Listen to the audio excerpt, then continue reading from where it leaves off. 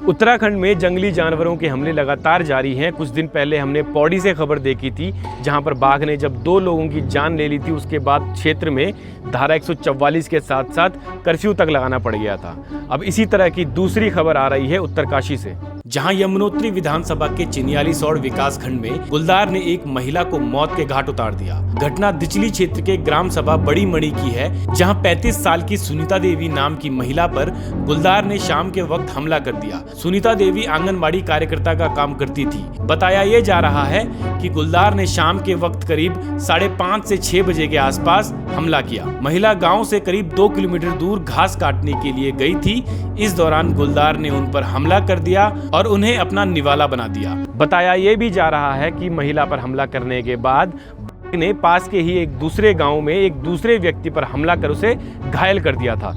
बड़ी बात यह है कि लंबे समय से क्षेत्र में गुलदार के खतरे की आशंका जताई जा रही थी। इससे पहले लोगों के पशुओं को गुलदार अपना निवाला बना चुका था। उस समय भी स्थानीय ग्रामीणों ने इसे लेकर प्रशासन को सूचित किया था। हालांकि इस शिकायत के बाद प्रशासन ने किस तरह की कार्रवाई की, इस चीज की कोई जानकारी तो नहीं है, लेकिन महिला के साथ हुए हमले ने ये जरूर जाहिर कर दिया है, ये जरूर बता दिया है कि प्रशासन ने इस शिकायत को गंभीरता से नहीं लिया था। और प्रशासन द्वारा इसे गंभीरता से लिया भी कैसे जाता, शिकायत बस लोगों के मवेशियों के मारे जाने की थी।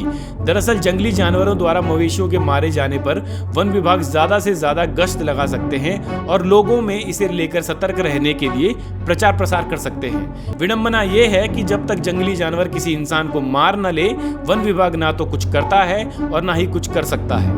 जी हाँ, जिस तरीके से पहाड़ों में जंगली जानवरों के हमले बढ़ते जा रहे हैं, उसके बहुत सारे कारण हैं और यही कारण है कि जब तक किसी इंसान की मौत नहीं हो जाती, तब तक ना तो वन विभाग कुछ कर रहा है और ना ही सरकार कुछ करना चाहती है।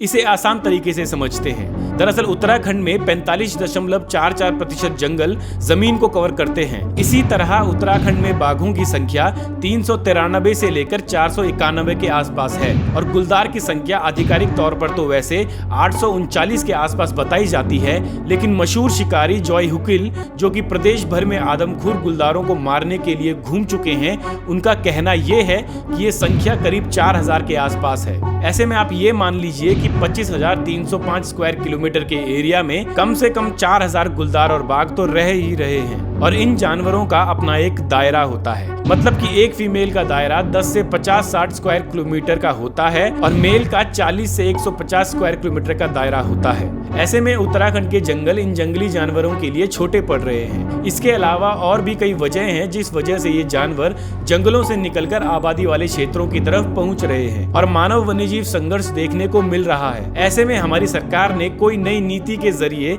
इस संघर्ष को कम करने की कोशिश नहीं की है। एक बीट में 4 से 5 वन कर्मी मुश्किल से किसी हथियार और बिना किसी प्रॉपर ट्रेनिंग के ही पुराने तौर तरीकों के जरिए जंगली जानवरों को भगाने और उनकी मॉनिटरिंग करने की कोशिश कर रहे हैं। एक बीट के वन कर्मी को बिना किसी वाहन के दूर दूर तक गश्त लगाने के लिए जाना पड़ता है। उत्तराखंड की ये समस्या बहुत पुरानी है, लेकिन वक्त के साथ साथ ये समस्या बढ़ती जा रही है। पहले ग्रामीणों पर जंगल में जाने के दौरान ही हमले हुआ करते थे, लेकिन अब गांव के आसपास भी हमले हुआ करते हैं।